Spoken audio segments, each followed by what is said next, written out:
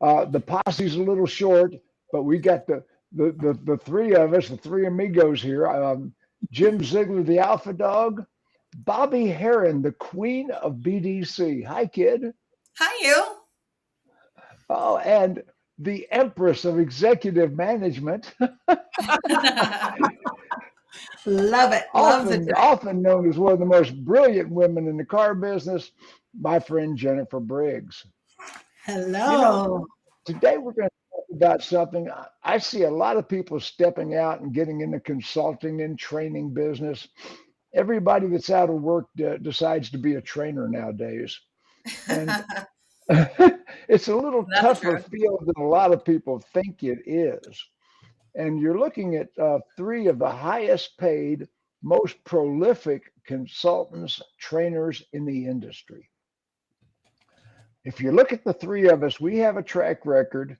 We've put the business model together. We know what we're doing, and we get paid high dollars. We get paid regularly. And Bobbie, when I met you, you were working for a dealership. Where were you in those days? Yeah. So when I met you, I was working for Garber Automotive Group all across the country.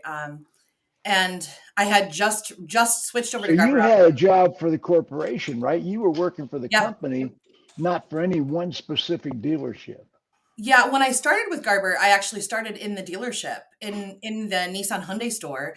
And before I left that store and went to corporate, I was the sitting sales manager for the Nissan Hyundai dealership itself. Right. And prior to that, I had been a general manager for a store before leaving to go to Garber. So you're sort of qualified. Just a little bit, yeah, yeah. I'm trained in the field.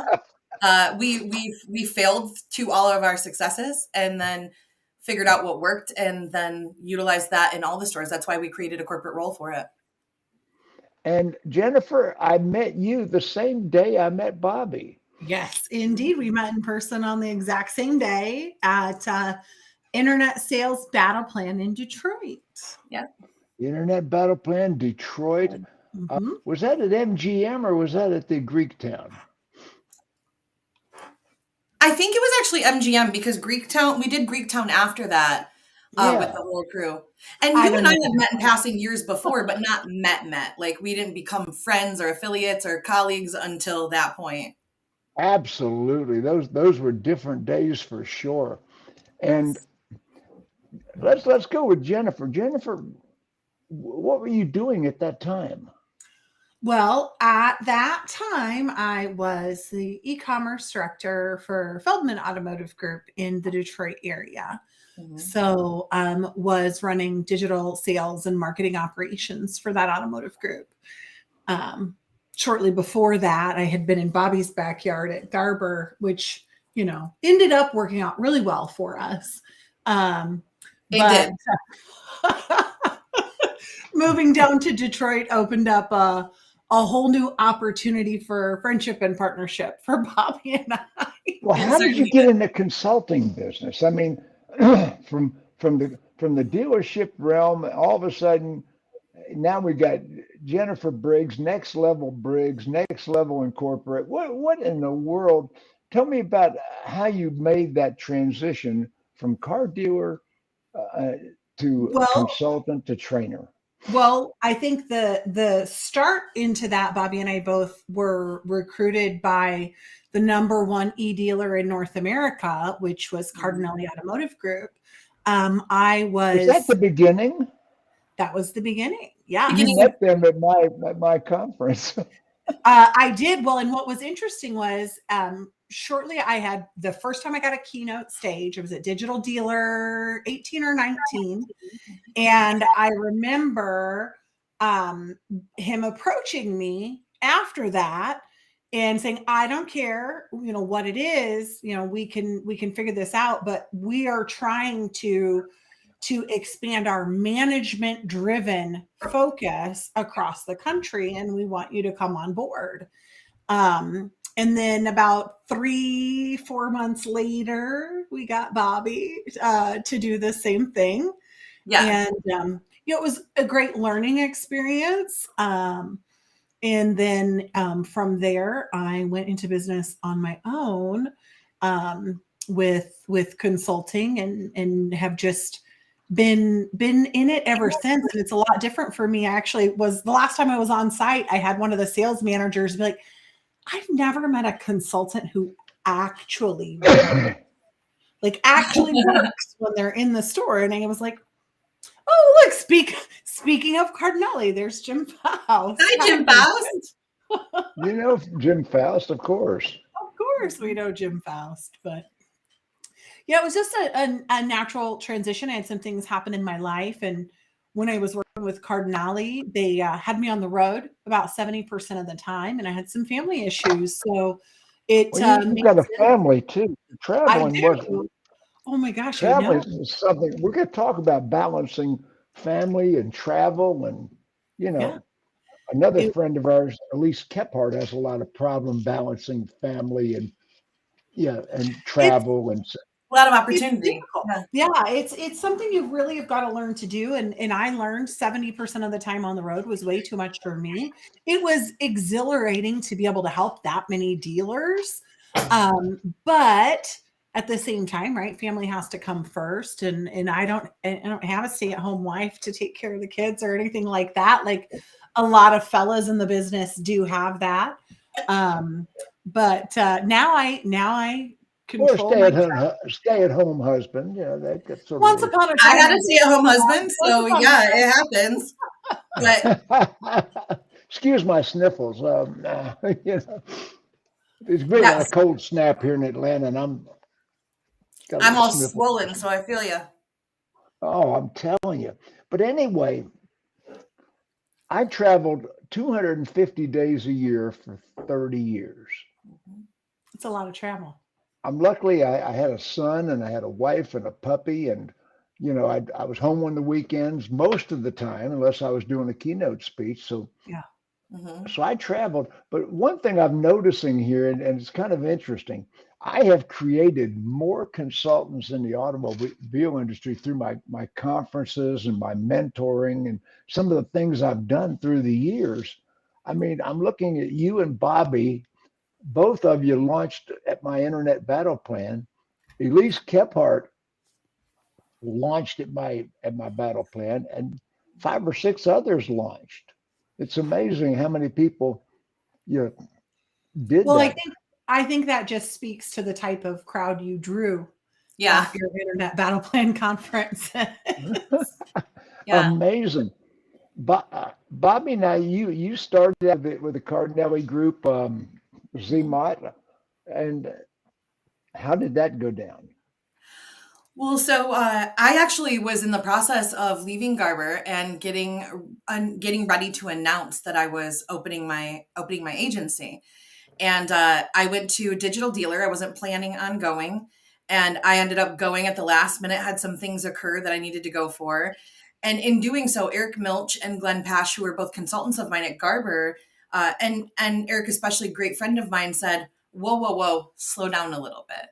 You're going to have to learn to service, to sell, and to do all the things that you're doing at the same time. And so just take a step back and really think about, are you going to be able to give clients everything that you're wanting to give them?" This was shortly after my 40 under 40. And when I was really frustrated with the way that the vendor world handled situations with dealers and the lies that were told. And I was really frustrated about it. So I took a little bit of a step back in that moment and had some more conversations going through that week and through that weekend. And in doing so, ended up deciding to have a conversation with Eric Gale of Cardinelli, who Cardinelli also owns Zima, as you know, right? And so did Jennifer as well. We had different timing on that, but Jennifer started the conversation first. And then through going through Battle Plan and reintroducing the intimacy of those conversations, having the time to be able to sit down and really have a conversation while we were exploring what was going on in automotive was just the push I needed. And they made me an offer I couldn't refuse. So for Cardinelli, I came on as their consultant. And I think you got some pretty good training with a Cardinelli. I did. Yeah. I could never say that I didn't. With ZMOT gave me the ability to, ZMOT ran as a marketing agency in a lot of ways as a partner to dealers, but it gave me the ability to start to build a consulting network. And the agreement that I had was that when I left them, I had a contracted time. When I left them, I was allowed to take all my clients, including Cardinelli, with me, which I think says a lot for the relationship that was built and what was happening. We were the Ward's e-dealer of the lifetime, of the year, of the world, whatever it is they call it. And they had that standing before I came on, but they maintained it along with all of us there to help us, including Ashley Mayberry. So they were 7, then 5, yes, then 2, then 1. then They 1. were 7 Yes. when I started. They were top 10 before, but we brought them up. And you know, it was a great opportunity because it gave me the option to learn to do something I think a lot of consultants who jump into our industry don't know how to do, and that's scale. Not overpromise, not know how to scale. And I was given an opportunity. Well, let's start out with something. A lot of people watching this broadcast because they want to start their own consulting, their own training, and there's one thing you have to do before you start a training company. You have to have longevity, experience, and a track record. We should say track record first. And not just a track record doing it, a track record leading it. Because being able to do something and being able to teach something, they're not the same thing. Yeah. Yeah, I think that's we see a lot of that. And I'm going to teach them how to do their job. When I'm going to teach them how to do their job, I better be better at their job than they are. Yeah, how can you teach somebody something better than the people instructed? Does that make sense? It makes complete sense. There's a huge variable between having the skill set to be able to accomplish something on your own and having the skill set and the ability to learn how to help somebody else hit their goal as well. We see this all the time in a dealership with a salesperson versus a sales manager. The top salesperson on the floor is killing it. They get promoted to sales manager. Everything kind of tanks because nobody stops and says, wait, how do you teach somebody to lead and to acquire the same result in a high performance culture as it is when you're doing it yourself? Well, and motivating and inspiring someone to do something is quite a bit different than doing it yourself. So I think one of the things that even if you are, and we see like Bobbie's example of sales to sales manager is a really great one. And I even think about, because I was the first one because of the, my family issues and stepping away. But I can remember as I was handing off some accounts to Ashley, who Bobbie just mentioned, and she goes, Jennifer, I just don't understand how to do what you do. Like, I'll go in and I'll train and it'll last for 2 weeks, maybe 2 months, but like you go in and they're on it. And I told her, I said, well, I just have this ability to, I just reach into somebody's guts and flip that inspiration and motivation. Mm-hmm. But if you can't take the time to understand who you are trying to train and what their triggers are, because they're not going to do it just because you said so. They need to be motivated to make those improvements and to do those things. And honestly, I think that's one of the biggest struggles as a consultant or trainer or whichever, is being able to identify, adapt, and inspire the different personality types. Because I mean, especially since you're a girl. Yeah. Look, it's okay. It's okay to say, because here's the situation. You're not wrong. Here's where we get a little bit lucky. And what I've learned is that I always hear people say, it's harder for women in our industry. It's hard for all genders in our industry, and they all carry a different struggle. Might I say, it is less likely that somebody in a room full of people is going to, hang up on me or walk out on me or not pay attention to me, especially when I'm trading in the southern states, because they've been taught to be polite because I am a woman. So, when I'm working with men, they might need to save me. When I'm working with women, I might need to be able to be an emotional hand to them. Either way, it doesn't matter, but you have to know the clientele, you have to know the position, and you have to study people before. I take a long time, and Jennifer does the same thing, to study the people that we're going to be training and who are going to be in our classes, to find genuine markers of things in common and genuinely try to learn how they learn. Visual, audio, writing it down, and provide a combination of those things that allows what you're teaching them to stick. Well, yeah. And even before accepting a client, there's a lot of research that happens, because as a consultant, you're only as good, your successes or your client successes. So if it's not going to be a good match, I mean, I know that we both, and I'm sure Jim, of course, with your hours and how they've been limited over the last few years, we turn down more dealers than we accept. I have fired more dealers than ever fired me. I mean, Yeah. I have shut the door on a dealer and said, I can save you a lot of money. How can you save me money, Jim? Pay me right Yeah. I haven't now been fired yet, but I fired a couple. and let me I've go got a home contract because yet, but your people are never going to do what I'm teaching. Yeah. I have to go in, and that's the other thing. I always go in at the general manager level. same. I have I to usually have start with complete dealer principal. authority when I go in. And if you know, and I've had people walk up to me and say, "Well, Mr. Ziegler, let me tell you the way we like to do it." Well, we're not going to do the way you like to do it anymore. Do you think they brought me here because they were pleased with the job you're doing? do you think That do means I'm you the nice think one. do I'm you like, we're think gonna get I'm buy-in. here to We're continue doing this. doing what you used to do? No, no, we're going to change a lot of things, and you're going to actually do it. There's no shades of gray. This is what we're going to do, and I get that firm understanding with the dealer principal before I ever go in a dealership Right. that this is the way we're going to do it, or we don't have to do it. We don't have to. I Exactly. got someplace else I can be. I turn down offers all the time. And Well, they have to make Bobbie, a is that commitment to that, Jim. They have to make a commitment to wanting to improve their business and to be more efficient at it. And if the dealer principal is not going to make that commitment, it's not going to matter. So No. I 100% agree with you. And walking away, I actually remember the first demo I had as a consultant, I said no by the end of the call, and it was a small dealer group, 5-6 stores, and I can remember that guy, and I was working for Cardinale at the time, and at the end of the call I said, you know what, I really appreciate your time, but based off of this time that we spent together, I just don't think we're going to be a good fit, so it's going to be a no from us. We wish you the best of luck. And he was flabbergasted, called up my boss, and of course Eric said, seems like she made a good decision, because it's a waste of the dealer's money. And I have told people that before. I'm like, look, if you can't commit to getting everybody to be, on the bus, then I mean, you might as well just take that money out to the lot and light it on fire. well, Yeah, I mean, you guys got started, out of the Detroit market. I came out of the Atlanta market, and I got in the consulting business. Oh, excuse my sniffles. I got in the consulting business strictly by accident, because I had made uh, a high six-digit figure, which in 1985, that was a lot of money. mhm. I had made a high six-digit figure, and they wanted to reinvent my pay plan. Isn't that the story they that most people have, though?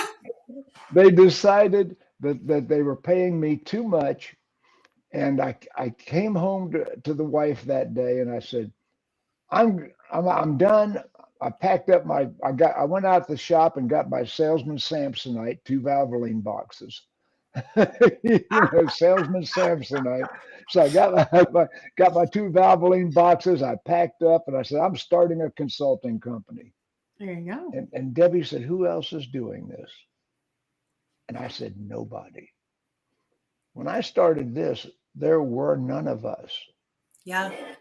I created our business, our consulting business. There were no consultants to the car business when I started it. I flew to Atlanta. I flew from Atlanta to Detroit, and I met with the Ford Motor Company, and I came back with $1 million contract. Isn't that the best way? That's how I started my company. I was consulting the minority auto dealers program. I was the F&I school for Ford, and I was on all the Ford training videos. It's interesting how it starts for everybody, right? Like when I was at Garber, I mean, a lot of people don't know this. I say this on every show because I think it's important for people to know that a background can't just be one thing you do. But I've held almost every position in the dealership successfully, including being a general manager, including being a director of operations for a massive multi-store group. And in the end, before I transferred over to owning my own company, Well, that's My why role you was are basically ask qualified to them. be a consultant and a Yeah, but a trainer lot of people don't know because that. you've held those positions. I'll Now, never forget. Jennifer, you've held those positions. Yeah. Yeah, and that's why I like to work from the top down. I'll never forget, I was sitting at Women in Automotive at a private conversation with Adam Aarons and Lisa Copeland. And we were talking about operations and financial statements, and we were talking about accruing costs and compensation being in line. And we're having this conversation, and no kidding, that Adam Aarons, who I love to pieces, he goes, "How do you know that stuff?" And I was like, "What do you mean?" He's like, "Don't you do BDC?" And I was like, "That's so cute."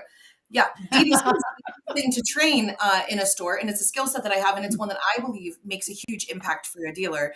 It's also the least understood on how to train it in the store. So I'm known for that a lot because that is the thing that I offer most often and what is taken up on. But it was interesting because it reminded me that not everybody knows that I wasn't a 40 under 40 winner who sat in a back office and ran a BDC. I was a general manager. I was a director of operations, and I was a very successful one. And when I moved to Garber gave me ability to, and I'm thankful for Dick Garber and that entire team, Mike Weiner, that whole team forever. And here's why. I went through a nasty divorce. Most people don't know that because I'm real polite in public about things like this. But in my divorce, I wanted co-custody of my children. My ex-husband was a stay-at-home dad. He's a wonderful father. We're not great partners for each other, but he's a great co-parent. And the judge had just lost their kids. And the judge said to me, "You'll find a new job where you're not running around the world and gone all the time, or you won't have your children." And Garber gave me the ability to go from being a general manager and being an operator to coming in and saying, "I'm going to start all over from ground zero, write my own pay plan, work my way back up with the hours that are allotted for what I want to do." And stood by my side while I did it. And I thought that it was phenomenal. We built an entire internal marketing team at that group. How long were you commuting at that GM job, Bobbie? That part, I think, was the kicker for the judge. I commuted an hour and a half every day. Yeah. I never actually, in my entire career, including when I worked at Garber, I never lived closer than an hour and 15 minutes to the dealership that I was at. And actually, an hour and a half was probably me speeding when I was going there. But here's the thing. If you're from Michigan or been to Michigan, you realize half the year, that's actually a 3-hour drive. That's no. So we joke about me being bad at mornings, but look, there was a time when I was good at it. I opened my company so I didn't have to be. No, I'm kidding. But before I left to come into consulting, I was essentially a consultant at Garber, right? Like that wasn't the title. The title was an operations title, of director of ops title, a marketing title, a BDC title, and everything title. But I ran around the country working as a partner, a true partner to every GM, which by the way is a managing partner in the Garber Automotive Group, in the entire group. And we did everything that I do now. So I was already doing this before I decided I wanted to do it on my own. Let's go to another part of our business. Mm-hmm. You know, I have consulted thousands of dealerships. Literally, I've stood in 1,000 showrooms. I've been I have caught ups, desk deals, done F&I, taken TOs in more than 1,000 showrooms in 49 states. Yep. I've done 98 keynote speeches for state dealer conventions, not a speech on the program, but the opening keynote for 98. And I spoke at 17 NADA conventions with workshops, always in the top 10. So once again, we talk about having credentials, there are so many people that are training in dealerships right now. Now, dealer, pay attention. You're hiring people that are not qualified to teach your people. They were failures in the car business, and they jumped out there and decided they're going to consult dealerships. They got a bunch of Facebook credentials, and they got no experiential credentials, no track record, no success stories that are their own. Yeah. Start screening who you're hiring. Well, and I'm just really because they look good. No, and I'm very concerned going forward, where so many people were circumstantially successful through these last couple of years.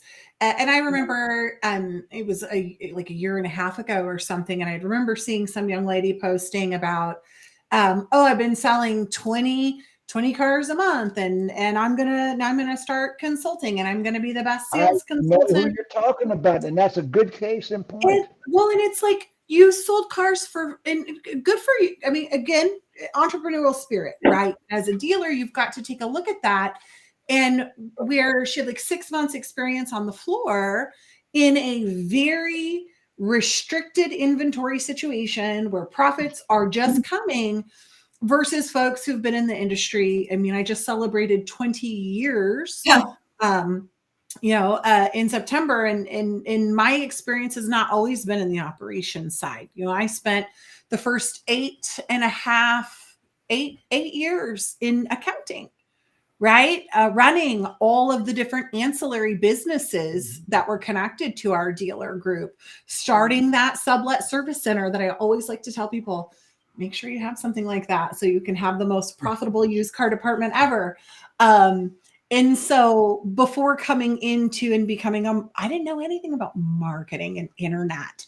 Like I laugh, the first internet lead I ever worked came on the fax machine. I mean, I remember those days. We were probably working the same leads back then, B. We probably were, come to think of it. When I was marketing Ziegler Super Systems in the 90s, it wasn't internet marketing. And I found out that Sprint had free phone service on the weekends. So, and I had 40 employees. I got up to 4 employees, 6,000 feet of offices. So I found out Sprint was offering free weekend phone service. Oh, yeah. So I had a computer that would stand on its back wheels and spin the tires in the day. And at midnight on Friday night, my computers would start sending out faxes on Sprint. Yeah. No charge. Goodness. Weekend. I mean, Friday night, midnight till Sunday night at midnight, we sent out 10,000 faxes on a weekend. Oh my goodness, I love it. I had to send a fax the other day because a place wouldn't take an email, and I was just so annoyed and disgusted. I'm like, this is not still a thing. This can't still be a thing. What do you mean? You know who uses faxes today is doctors' offices. Yeah. That's what it was for. I was like, this is insane. It rang busy 7 times. Pharmacies, like, maybe you've gotten to a point where there's and doctors' offices communicate faxes. And Bobbie, I mean, we have e-fax now, right? It's the same thing. I hope you didn't run down to the print shop and wait. No, I didn't. I did an e-fax, but I'm telling you what, it rang busy 12 times. And I was like, come on, we're not past this yet. Okay, back to the subject. We're way out there. Jim, that reminds me. Now the question I want to ask is, how do we charge? How do we charge? I charge custom to the client, the market, and what it is that we're trying to do. So I don't have a standard rate that's like, oh, I have a daily rate, but I like to combine that with what the store needs. So you never get a demo from me. You get a conversation, then I do research, then we do a follow-up conversation, and I tell you 2 things. If it was my store, this is what I would do, and this is what it would cost, and this is a scope of work that's included. Right. And then I tell everybody, if you have a budget and it doesn't fit in this, don't be a ghost. Tell me what you're looking to do, and I'll tell you what fits in there, or if it would be a waste of your money to even take something like this on. Yeah. Mine is very similar. There's the on-site rates. Then depending upon the service that they need based off of that exploratory call. But there's everything from, and I like to leave my accounting days in the background, but from the accounting department to the service department to marketing and sales, I do primarily nowadays focus on management training. So that really has made it a bit different, but that encompasses a lot of things, whether it's a systems overhaul in how all of your software speak to each other, or in the tactics that you're utilizing. I always I want to get into specific services that we offer. Right. So what I always say is I like to marry old school tactics with new school technologies. So I like to find ways to make your teams more effective and efficient at what they're doing every single day. If you think about how many places a sales manager has to log into, what are things that they're supposed to do? And I do have a specialty as a pre-owned director previously. I was going to say about the fax machine when I ran my first wholesale bid auction for the group in Detroit. And I remember faxing out my auction list to all the dealers in the state of Michigan.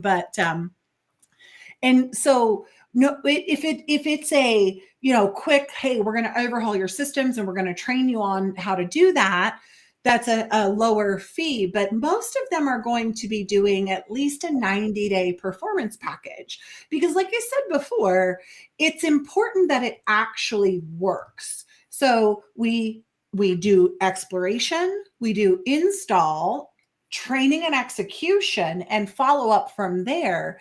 So if you need I've got one that needs a 3-time-a-week touch right now, which is pretty heavy handed, or once a week or a couple times a month. And how much of this are you doing virtually and how much of this are you doing in person? I'm doing 80% virtually. Mm-hmm. Yeah, and I'm probably the flip. I'm 80% probably in person. You're traveling. You're traveling. Yeah, but by design, I love to travel, and my children are aged out of my home. Right? For them, I live alone. My kids have all of them have transitioned out of the house effective like this year. I mean, I have a rescue dog, but thank goodness my children come take care of him all the time. But I, by design, love to travel, and my closest friends live all across the country. So I don't really have a reason not to. Although if it's a virtual contract and there's a reason for that, then I do that virtually. But I like to get out there and get amongst the world. Yeah. Traveling, like I say, I've worked in 49, 49 out of 50 states. And I have traveled. Debbie and I have been to every luxury location in the world with these dealer conventions that I was speaking at. And, it's amazing because I was charging $10,000 a day for my personal time 20 years ago. Yeah. $10,000 a day plus first class travel. Dog don't fly in the back of no planes. I don't. You'll never find me in the back of a plane. I don't even know what goes on in the back of a plane. Hi, Anthony. Yeah, I don't. Yeah, I never ever get in the back of a plane. But my Delta status allows me to not end up in the back of the plane. But I never I never was a fly first class. Have to I don't like to work on the plane. There's not enough space. There's not enough attention to focus on what I'm doing. I have to fly first class. I get upgraded a lot, but I never depended on upgrades, even though I was qualified for upgrades most of the time. I just put it in the contract. Dealer paid it.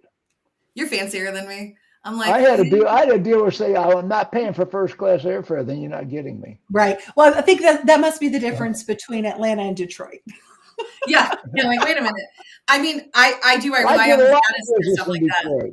No, I'm just teasing. I have my own little bits of bouginess in my riders, right? Like I like to call them like a contract rider, like we're a musician.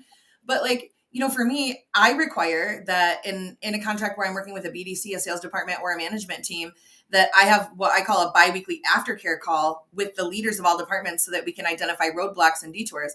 If you're late to one of my meetings in a store, if I'm late, I got to do something silly and you get time off. But if you're late, somebody's singing I'm a little teapot, and I don't care if you're the dealer principal. And in addition to that, if somebody misses a training, I have a cost-effective rider in my contract that says not only does the dealership pay per person who missed, but the management team has to participate in that out of their commission so that we're not training half teams. So I have my own little bouginess in my rider that I'm like, I don't care if I do a first class travel, but I do care that everybody's all in and participating because I don't want my name on something that I walk away from and I didn't give it my all to and didn't have everything in on.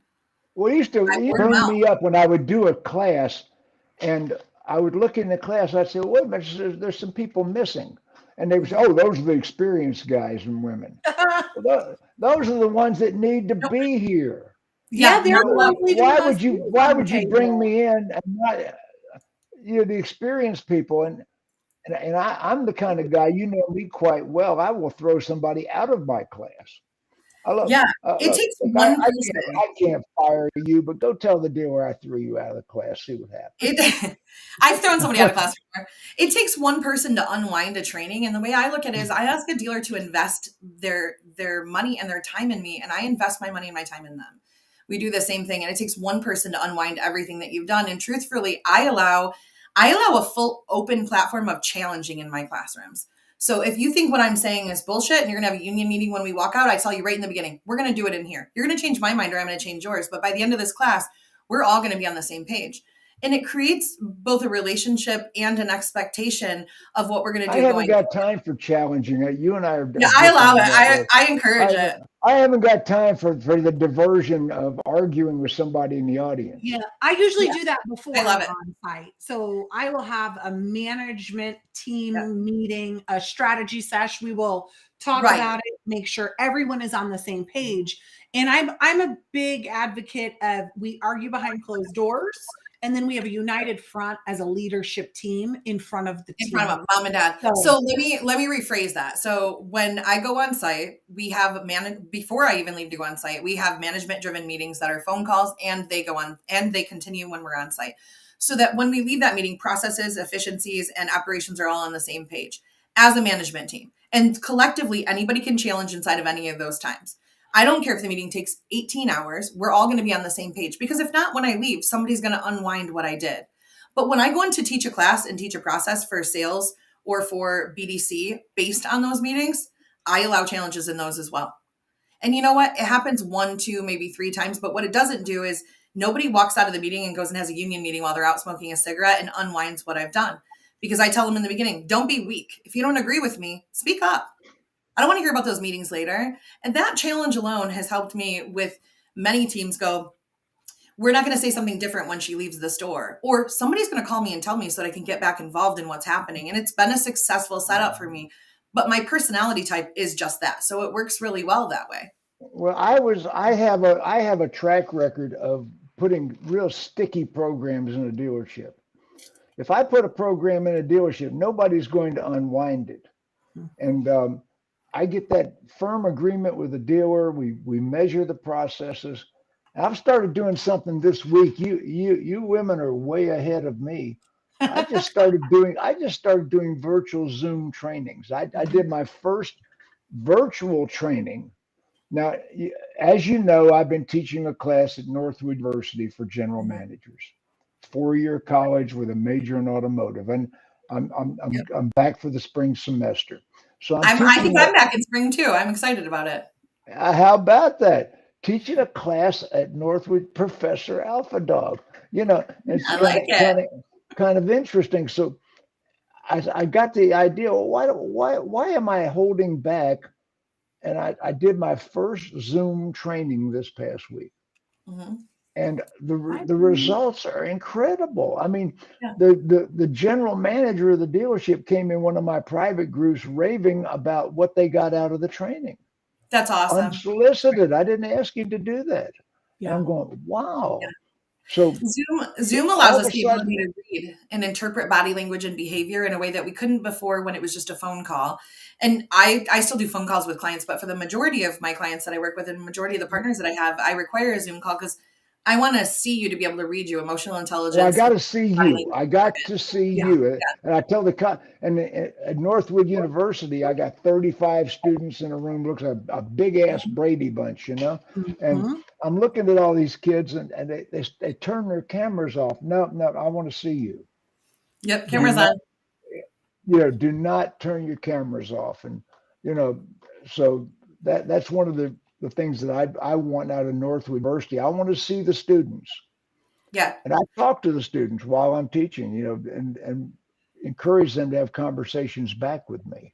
To get engaged. I think that's important. And, I think one of the things I know that I do a bit differently, and I always give credit to my accounting background for it, the way, because it doesn't have to be in that where Bobbie allows that open challenge. I phrase it in a little bit different way, because when I do an on-site, it's typically a 3-day on-site because we're doing different sessions, different topics, working it in. But on the last day, I actually will train, no matter if I'm training salespeople, BDC, or sales managers or general managers. I actually do a managing your business training. And we end the on-site visit with individual shoulda, woulda, couldas, where I'm basically showing, of course, the dealer principal has already seen this on a store level, how many deals and how much money we're leaving on the table. It's really amazing when you wrap up, here's everything we've just trained on. And the reason this should be important to you is not because your dealer principal wants you to do it, not because your general manager wants to do it, but individually to you, this is what it means to your family, to your house. If you should have, or if you would have done things in this way, in this efficiency, or this engagement tactic, or whatever it is we're training on, this is how much more you could have had. And I had to learn that very early on, because being an accountant, I speak a different language, right? And then getting into marketing, totally different language. It's a different speak. And I will 100% equate my success along the way for being able to translate it. Actually, that was the session I think that Eric Gale from Cardinale saw, was translating Digital Diva to Car Guy, was the session, because taking what all of those metrics mean and then translating it into something that they understand, which is units and gross.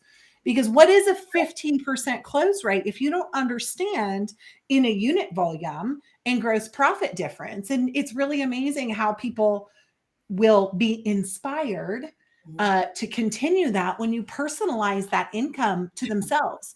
And I'll tell my dealer principals I work with, listen, I don't have to convince every single person on your floor. Right. If we get 50% of them 100% bought into it, we are going to change the way that you do business, because they will lead the team. And the other half, right, they might be half in, half out, whatever. That's up to your managers to enforce and to inspect what's happening. But as they see everyone else get more successful, more units, larger commission checks, they're going to get on board. See, that's the problem. So many dealers, oh, well, I want my people to buy in. We don't care if they buy in. Yeah, I know we're so different on this one. I don't care if they buy in. That's buying in is not optional. I mean, dealers, well, we're going to make it buy in. No, then you make it optional. Buying in is not optional. It is difficult though when you have a management team that's not sure how to hold them accountable or make them follow through, or when they are unwilling to, that if you don't have at least half of them bought into what you're doing. And I think, maybe it's the definition of buy-in, not buy-in in the way that this is an optional choice, but buy-in in the way that I see where this actually impacts my paycheck and makes me more money. And for that reason, I want to do better. Oh, we will show them that. But it's necessary. Let me tell you, Bobbie, what happens in a consultancy. You're going to agree with this. Okay, 3-day consultancy. Ziegler comes in. Day one, the mutineers all get together. Now the mutineers, that son of a bitch. We've seen people. We'll go back to what we used to do when he gets on the plane Friday. I mean, we've seen people like this Ziegler come and go. I mean, they had the mutineers. All the mutineers had the meeting in the men's room, the ladies' room, the smoking, sitting out on the golf cart, whatever they do. Okay, so the mutineers get together, and day one of the mutineers will deliberately blow a deal.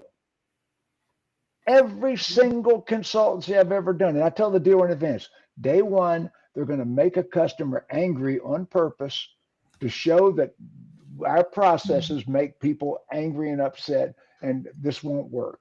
They're going to prove it doesn't work. They're going to blow up a customer. They're going to have a lot of emotion on. Okay, that day one. Day two, we're going to hit a record-breaking deal. We're going to hit a deal that everybody in the dealership talks about. And day three, we're going to be slapping high fives. But that day one, when the mutineers want to prove that this won't work, that's the biggest day in a consultant's trip in the dealership, because the mutineers not only are betting against you, they're going to work against you to make sure it doesn't work. Well, because so many people are standing in their own way. And that's something I think that, I say that to people all the time, whether it's somebody I'm mentoring or a consulting client. It's like you have to figure out, right, the number one person slowing you down is yourself.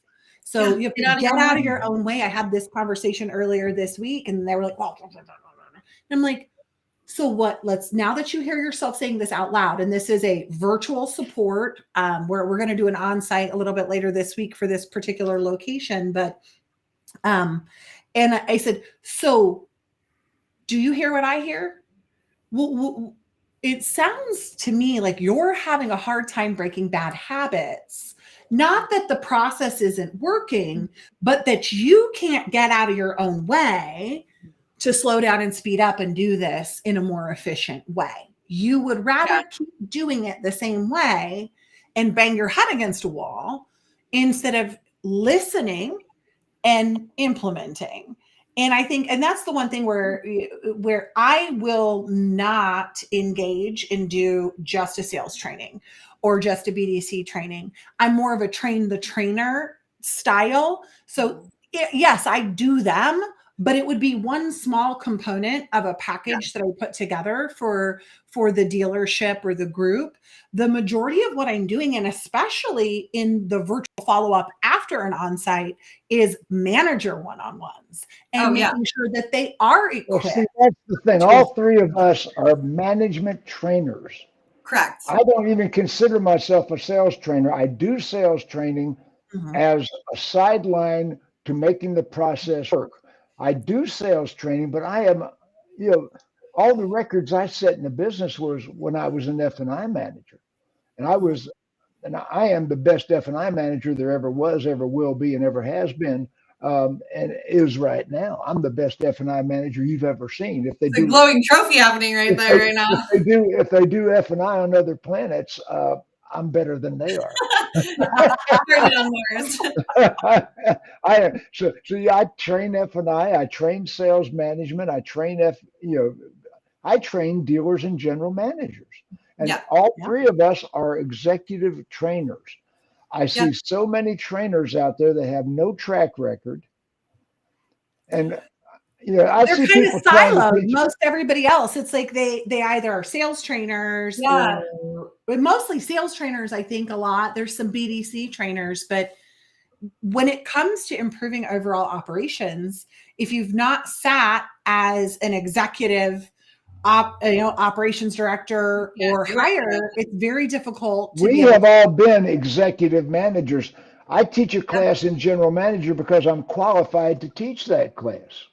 Yeah, there's some really great, there's a lot of really great trainers out there. I don't want to dismiss the qualities that a lot of them have, especially that are siloed, but there's a lot of really fake trainers out there too. Just like there's a lot of really fake vendors out there. I was watching on YouTube the other day, there's some hillbilly teaching stuff I taught 30 years ago.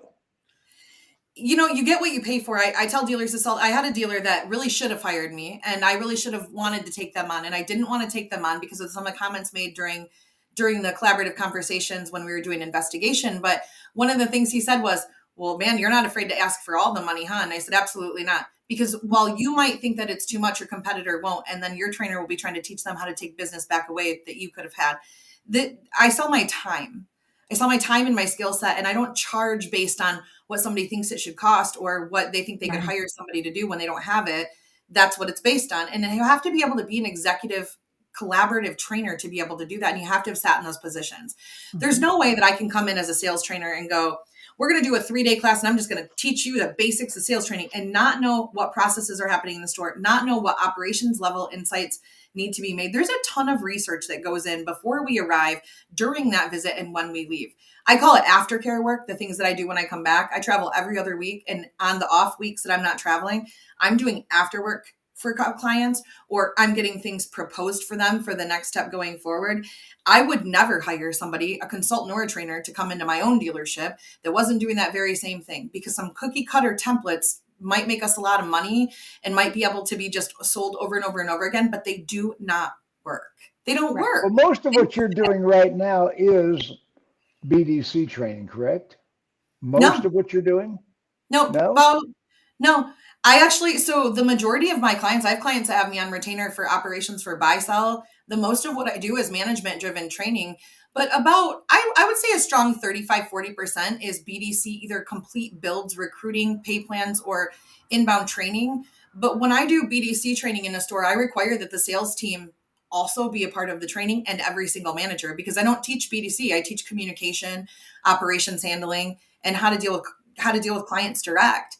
And there's no reason in a store not to be training an entire team to be offering the same kind of experience. So I'm really known for BDC because I do a lot of it, but I work a lot. It's a thing that happens when your kids move out and you don't have anything to do. So no, I do a lot of operations, and primarily what I enjoy when I'm home is for work is I do a lot of CRM and technology training and partnerships for dealers. I work as a automotive matchmaker for clients to find the right product for their people and process, and then install and set it up for them in a way that the vendor won't do. Like, that's why everybody's like, oh, Bobbie loves VIN. Bobbie knows VIN is one of the most granular CRMs and can be customized for a store and a BDC. And so if I'm going to take you on as a BDC client, I'm not going to use a cookie cutter CRM approach that I don't have KPIs for. We're going to structure that. It's not an inexpensive option, but neither is paying for a CRM or a piece of technology that doesn't work for a whole year because you don't know how to customize it. You know, and I was the first consultant that came out customizing CRMs. And I'm glad to see that both of you program. Yeah, we do. Yeah, we both program. Which, you know, Jim, it's funny, if for the consultants that are watching or people that want to be consultants, I'm so sick of hearing consultants say like bad things to dealers about good consultants. Jennifer is my best friend. For a decade, we run independent companies that do some of the same things at the same level of quality. Not all the same things, some of the same things. And we're not competitors. No. We're collaborators, and we don't have to compete in a market that says there's room for everyone who's doing a good job. And just seem like we're friends. We're not competitors. How many consultants have I launched? How many have I helped? How many have I referred? I mean, you look at all the consultants and trainers that I have helped, and I've boosted it. See, I have no envy. When you are good at what you do, I want you to be more successful than I am.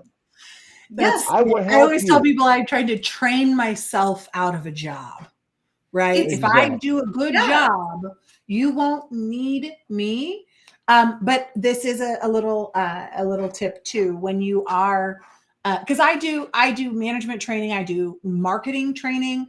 One of the virtual services that I offer is actually an advertising effectiveness training. We review all of your advertising contracts and results for, like, we take, 3, 6, 12, 9, however many months, and we look at what's working and make adjustments. And I had remembered one time someone wanted to contract me because I help auto groups build their own internal marketing departments, reduce their reliance upon advertising agencies, or at the very least have people educated to hold those agencies accountable so you can squeeze more juice.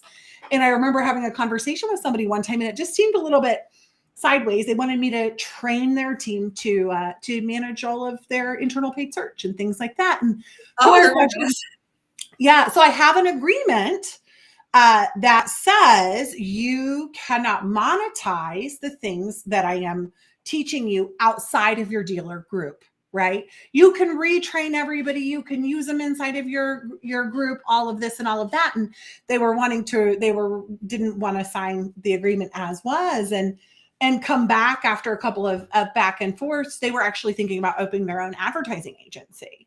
And I said, that is totally fine, but that's a different agreement.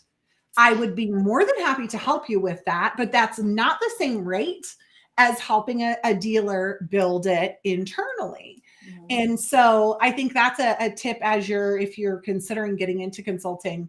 I mean, make sure, like Jim said, that you have a track record, you have the experience, but contracts are also part of experience. And I know this because I got burned very early on in my venture out on my own. And so I think that it is important to make sure that you are clear. You are exchanging intellectual property that's what you're giving them. And Bobbie said something earlier, not, you're not afraid to ask for all the money. No, I'm not. I have 3 national awards for digital sales and marketing strategies that have been given to me from some of the most prestigious organizations in the country. I also teach at Northwood. I teach pre-owned because I love pre-owned, being from an accounting background. It's my favorite. And It's not my so favorite. it is I love it. I love it. But when you have that experience, it was so funny because somebody was like, well, I was training someone to do internal database email blasts. And I'm going through this process and I'm showing them and they're like, well, how much time does this take you to do?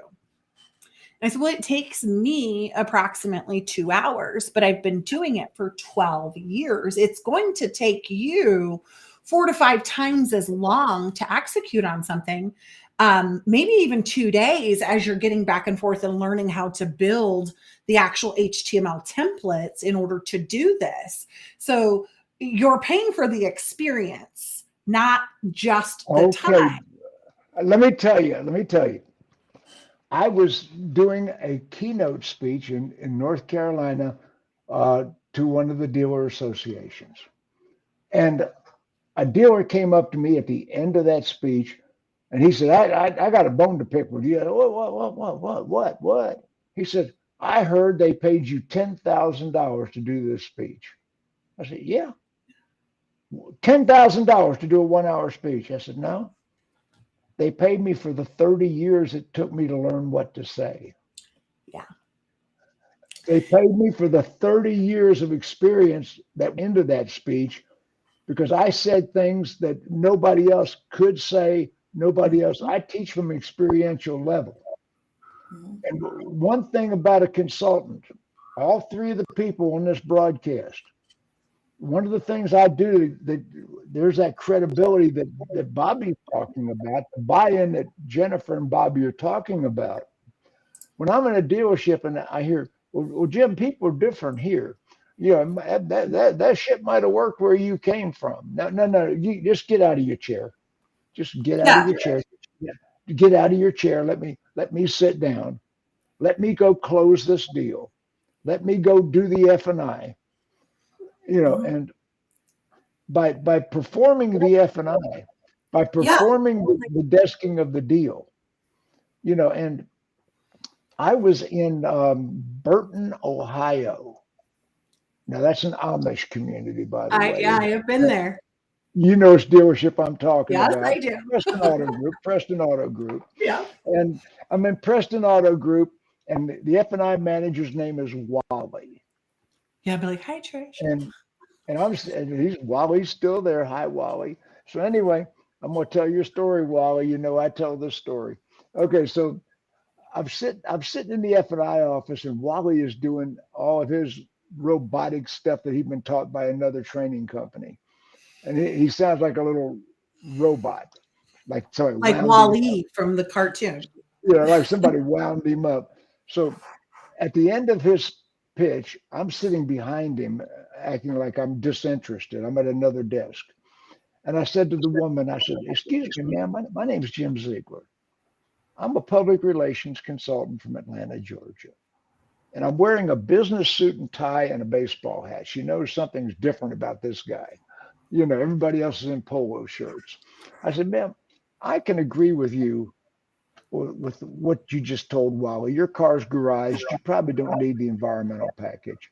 But you know, I'll bet you got $25 in your purse right now. She said, yeah, I do. I said, I bet you 3 days from now you will give that to your grandkids to put into machines at Chuck E. Cheese's. You won't even know what you did with that $25. She said, no, it's frivolous money. But I'll bet you don't have $7,500 in your pocket. She said, no.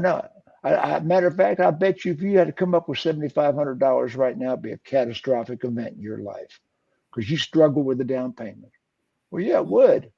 Well, our average gap claim is more than $7,500.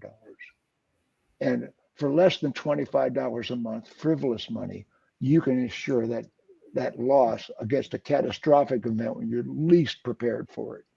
And her husband said, I think we ought to take that.